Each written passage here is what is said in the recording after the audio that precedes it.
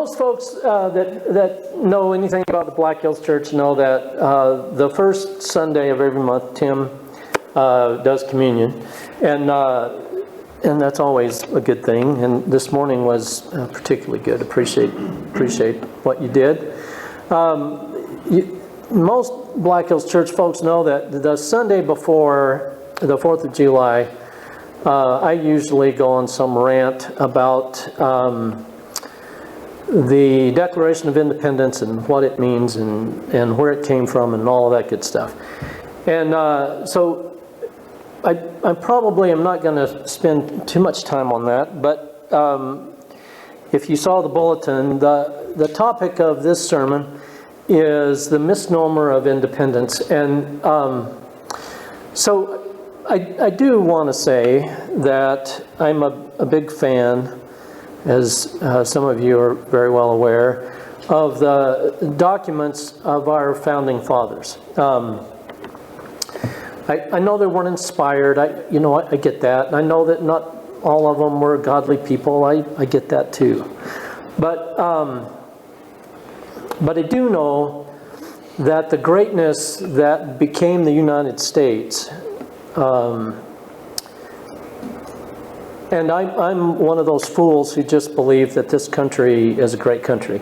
I know that's not popular nowadays, but I'm one of these folks that would say that there has never existed on the face of this planet a country that has had the characteristics, the positive, wonderful characteristics that this country's had. Now that's just me, and I know it's kind of a big deal now to say the United States is a horrible thing and all that. So you can count me out of that. But it's important for me to say that I believe that the greatness that became the United States came out of a Christian worldview. And I know that's not a very popular thing to say nowadays either. I get that, we don't see a lot of the Christian worldview remnants hanging around. Though I could make a case for the fact that there's still a strong remnant of God's people in this country. And so don't write us off where, we aren't maybe the majority now, but I'm not so sure that that's a good, healthy thing anyway. God's people have always flourished when they weren't the majority and they were kind of getting kicked in the teeth. So, I'm not so sure that we're in such a bad spot. But I do know this, that roughly 250 years ago, ish, a group of guys sat down to frame a fist in the face of the tyranny of Britain rule. And they began that with these words. You guys, you can say them with me if you want to. We hold these truths to be what? Self-evident. What does that mean? What does it mean to be self-evident? It's obvious. Now, by the way, it's not obvious to everybody, right? It's obvious when you're looking. So this is an important point, and I don't have time to unpack it all, but it certainly wasn't obvious to Adolf Hitler or Genghis Khan, right? To those folks. But when you're looking through the lenses of a Christian worldview, we hold these truths to be self-evident, which are, all men are created.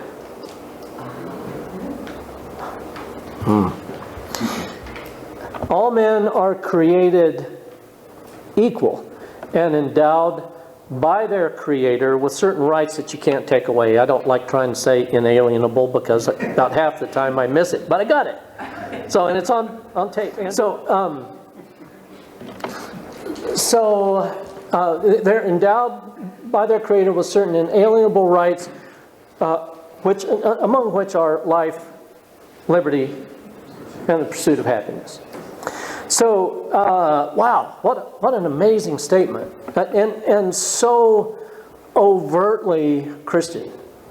This idea that our rights, our freedom comes out of the fact that we are created by Yahweh, who has endowed us with these rights that cannot be removed from us. Well, I mean, that's good stuff, right?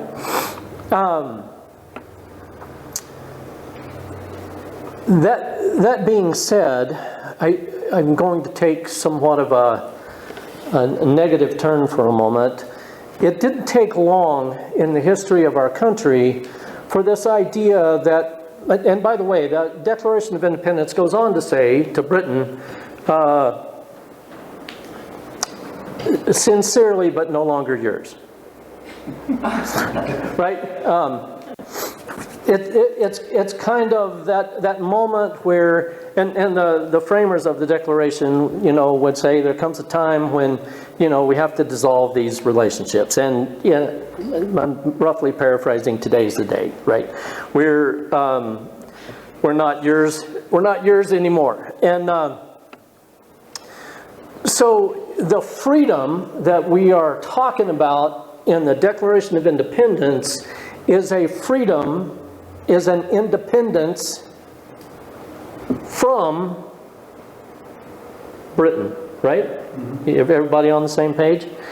Well, it didn't take long in the history of the United States for that concept to be morphed into a new American religion, which was that we are independent of everything and everybody. We have the right in this country to do whatever we want to do. Hey, don't step on my script, man. I'm free. I can do what I want to do. And so there's this escalating kind of snowball rolling down a hill that that is the cause of the result you see when you turn on the news or read the news online today. It is something that sociologists have known for ages and ages. It is this, in fact, to really read this in its entirety, just find the book, The Great Evangelical Disaster, and read I just totally spaced the author, which Francis Schaeffer. Francis Schaeffer, there you go. Thank you very much. So in Francis Schaeffer's The Great Evangelical Disaster, in his intro, he does such a terrific job of describing this force that's at work in all cultures everywhere on the planet. But there is this idea that there is this balance between totalitarianism on one side and chaos on the other side, and he'll list some countries that are lean more toward totalitarianism and some countries that lean more toward chaos. But the idea is that when you say, I am free to do whatever I want to do, when you say, I don't answer to anybody, I'm completely independent, I can do whatever I want to do. One person saying that's not a big deal, but when an entire culture says that, you have this swing over to chaos. And the problem with chaos is that, Francis Schaeffer says in this book, that the problem with chaos is that society will not allow it to stay in place for very long before somebody steps up and takes control. And typically, like in a democracy like ours, the way that the control is asserted is that we just add more laws on top of more laws on top of more laws to try to bring the culture in. So there is this kind of oxymoron-ish, is that a word? Thing, where I say I am free to do whatever I want to, and Dan and Becky say, well, so am I, and then before you know it, everybody is saying, well, I am free to do whatever I want to, and the end result is somebody steps up and says, well, actually you're not, and we got to build laws to keep you people in check, and so laws keep piling on top of laws, keep piling on top of laws. Or, in a not so democratic culture, some strong man steps up and says, I know this whole chaos thing is really real, and so I'm going to bring the culture, to heel. And he does. So what starts out as, hey, I'm independent and I can do whatever I want to, ends up universally. I mean, this is an axiom on this planet. You start out with the, hey, I'm going to be independent and I'm going to do whatever I want to, and it ends up with, you are going to be the slave of somebody. Or, in our case, a whole bunch of people in Washington, D.C. who get together and make laws and tell us what we can and can't do. Do you know where that model came from? That model came right out of Genesis chapter 1, 2, and 3, where God creates this perfect planet, steps back after He's created the planet and the people, and there's this intimacy between God and humanity, and intimacy between humanity and humanity, and they live in this perfect paradise, and God steps back and looks at that, and what does He say? He says, man, that's good, right? So you have to know Hebrew to get the man out of there. But I mean, God says, yeah, that's good. This is a good thing. So God's got this perfect thing that He's created. And in that perfect paradise, He puts this tree. It's called the Tree of Knowledge of Good and Evil. And He says, I don't want you to touch this. You've got all of the other trees in the garden. Don't touch this. And basically, and I don't have time to unpack this. You guys have heard, those Black Hills Church folks have heard me talk about this ad nauseum. But that tree exists specifically to give humanity, the ability, if they desire, to declare their independence from God. That's what that tree exists for. Without it, there is no free will. And everything in the Bible, and you guys have heard me talk about this too, everything in the Bible revolves around this idea. It's kind of the linchpin of the biblical narrative from Genesis all the way to the maps. This idea is you are not going to be controlled by Yahweh if you don't want to be. It's important if you don't want to be. But the important thing is that God designed us to be plugged into and controlled by Him. Not in a manipulative way, but in an intimate way where He could guide us and direct us and keep us from stepping on landmines and those kinds of things. So God designed you to be plugged into Him and to draw your direction from Him, but He gave humanity the option to declare their independence. And humanity at some point, and we don't know how long they were in that relationship. I know it's just a few verses in your Bible. Who knows? 100 years, 1,000 years, we don't know how long that was. But I'm one of those people that just believe it happened the way, the Genesis said it happened. And humanity made the decision to declare their independence from Jehovah. And then almost immediately humanity becomes, so watch this, it's the same model we were talking about in society. There is this, hey God, we're going to do it our way, we'll see you later. And humanity steps out of the garden relationship and immediately becomes a slave to everything on the planet. So this idea that I'm going to be independent, I'm going to step away and I'm going to do my own thing, and I'm going to always, I mean, and it's been this way since Genesis chapter 3, it always ends up with us being something's slave. It always does. Tom Petty, who is not inspired, wrote and performed the song, "You Gotta Serve Somebody." Right? You guys want me to do my impression?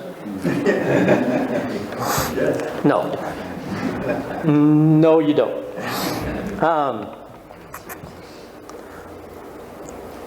I don't, by the way, I don't think Tom Petty, well, I won't go into Tom Petty, but I will tell you that I think his observation was astute, that you are going to be somebody's servant. You're going to be somebody's slave. So this idea that I'm independent and I can do what I want to do is ultimately a fast trip to being somebody's slave. I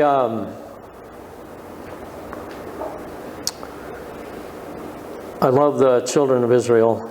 If you look at their history, and most of you churchgoers, you know, have probably been through it a thousand times, but you know that you know, the children of Israel were born out of Egyptian slavery, and they got out of that and got into the promised land, land of Canaan, and they're there for a brief amount of time, and then the book of Judges comes along, right, and it's all about this same deal. You know, we're free, we can do whatever we want to, and in fact, at one point, I love this statement, you know, the idea is there was no king in the land, and every man did what was right in his own sight. Yeah? So, hey, you know, we're free, we can do whatever we want to do, and then all of a sudden they're not free anymore, and they're slaves of somebody, and then a judge rises up because the children of Israel are saying, God, we're sorry, we shouldn't have declared our independence, and so a judge is raised up, and he goes in and liberates them, and they say, we're going to be yours from now on, and then the prosperity returns. Ooh. Then the prosperity returns, and then we don't need God anymore, and then we put our fist in God's face and say, hey, I'm independent, I can do whatever I want to, and then there's slavery again. It is so predictable. So predictable. You've got the four big ones, you know, that Daniel talks about, the Assyrians, the Mede and Persian alliance, the Babylonians and the Romans. But most of us Church of Christ folks aren't aware of the fact that between the Medo-Persian Empire and their controlling the children of Israel and the Roman Empire, there was the Seleucid Empire. You guys know Seleucids? No? It's a kind of a Greek state that stepped up and kind of took over and created this big empire. And they stepped up and basically said to the Jews, they didn't basically say, they said to the Jews, you can't worship God, you can't worship Yahweh. You're going to worship the Greek gods. And so there were Hellenistic Jews who said, okay, well, it's not that big a deal, right? And then there were these, you know, these patriotic Jews who were true to Yahweh, and they said, you know what, that's not going to happen. So Seleucids took over, said, hey, Jews, you can't worship, and so there's this priest by the name of Mattathias, who he's being told to offer sacrifices to the Greek gods, and Mattathias says, I'm not going to do it. I love this. Well, I love part of this, but Mattathias says, I'm not going to do it. And So this Hellenistic Jew steps up and says, another priest, who says, okay, well, I will. And so he's preparing to offer sacrifice to the Greek gods, and Mattathias, the priest, kills this other Hellenistic Jew. And then he and his boys, Mattathias, I know this is boring history, but I love this stuff. Just bear with me for a minute. Because there's this huge thing at the end, okay? So just take a breath. We'll get off the history in just a minute. So Mattathias and his boys run out into the wilderness to hide because they know that the Seleucids are coming. And so he and his boys hide out in the wilderness. And one of his boys, a fellow by the name of Judas, not the Judas that you're thinking, but his son, Mattathias' son Judas, starts rallying kind of a Mel Gibson, rebellion, right? In Braveheart, he's gathering this army of guerrilla warriors, and they go up against the Seleucids. This is such a great story. They go up against the Seleucids, and they defeat them, and they liberate the Jews, and allow the Jews to go back to worshiping Yahweh the way that they were told to worship Yahweh. And by the way, Judas, kind of his nickname was Judas Maccabeus. The Maccabeans, that's right, the Maccabean boys. There was a bunch of them, but Judas was kind of the ringleader. Maccabeus is Assyrian, or not Assyrian.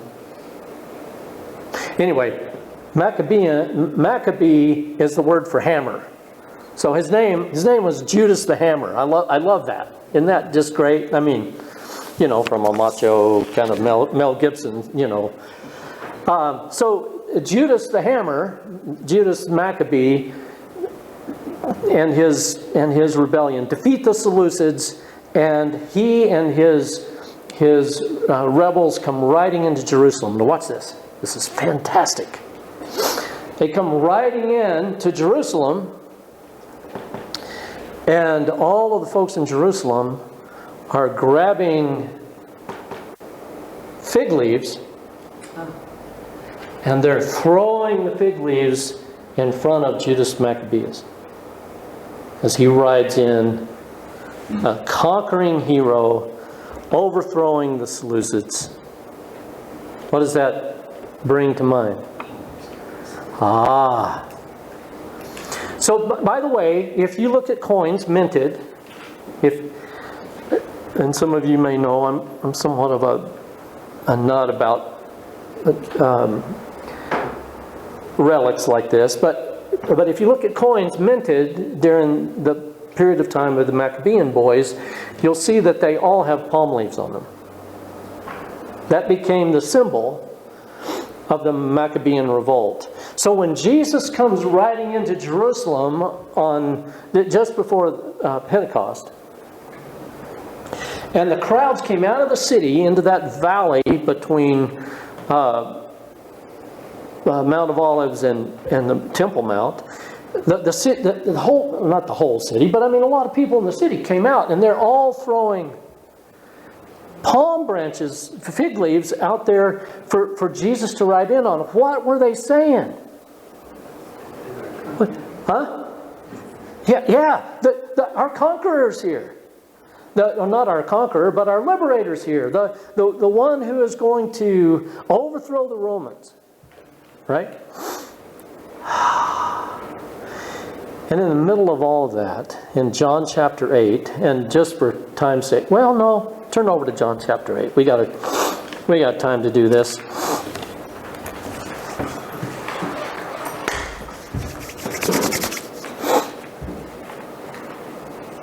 I love John chapter 8.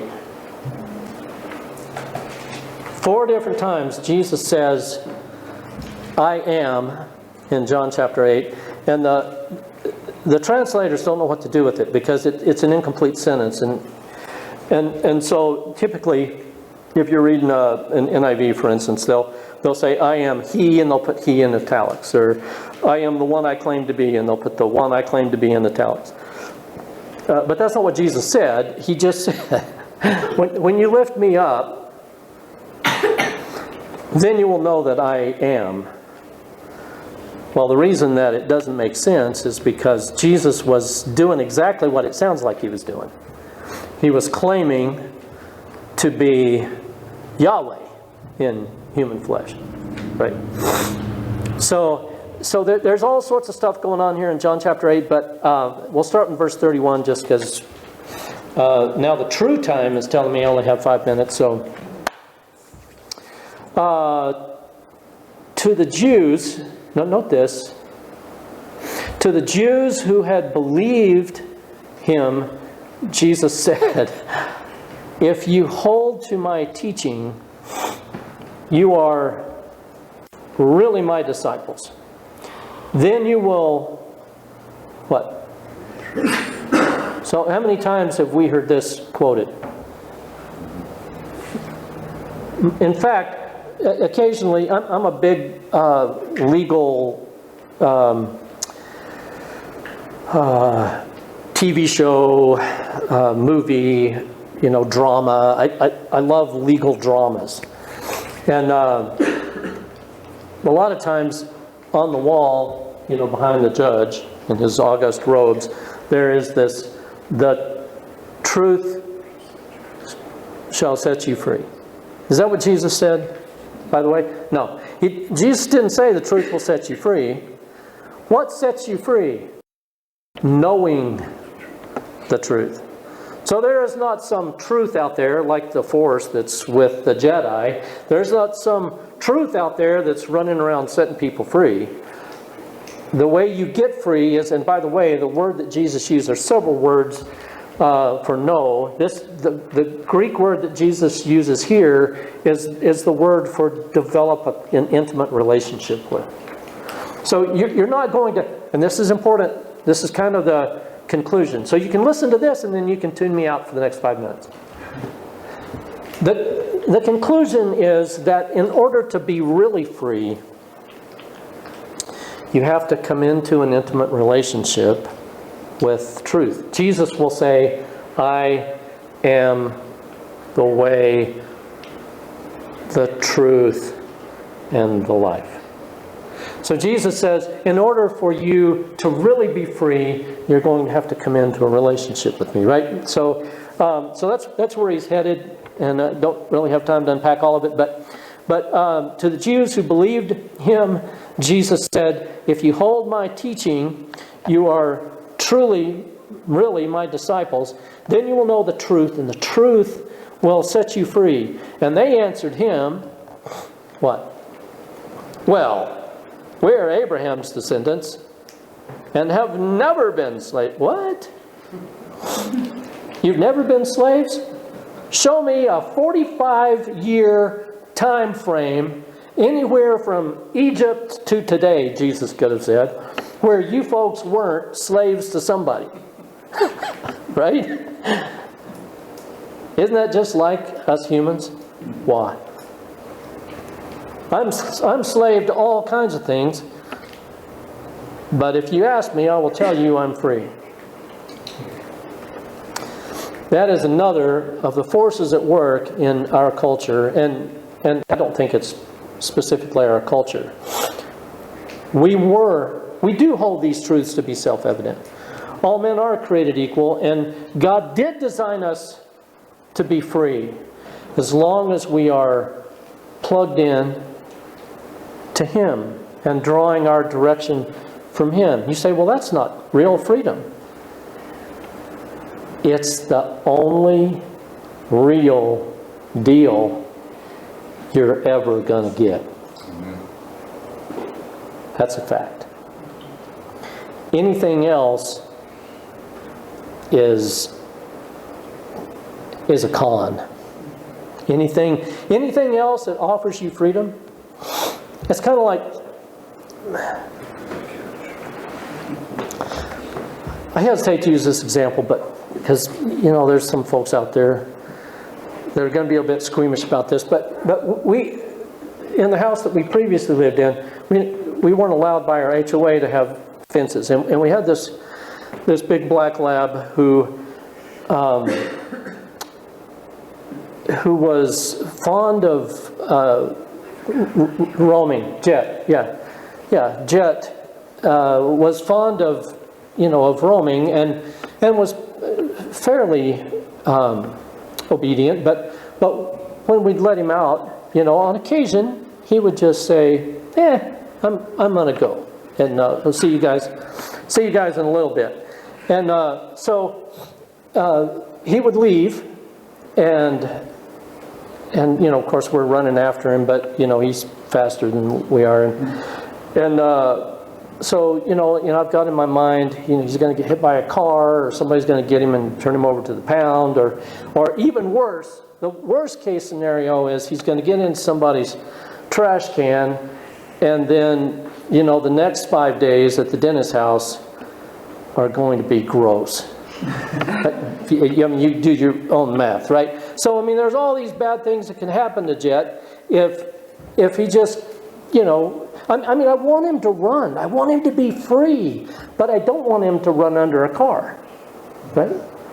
And so I bought Jet a shock collar. I know, that's cruel, it's mean. The truth of the matter is, it was the most magnificent thing Jet ever got. Because once Jet understood the rules of the game, he could just run to his heart's content, short of running under a car. God says, there's so many things out there that can blow up in your face. Let me direct you, but I want you to be free. They answered him, we're Abraham's descendants. We've never been slaves to anyone. How can you say that we shall be set free? And Jesus replied, very truly I tell you, everyone who sins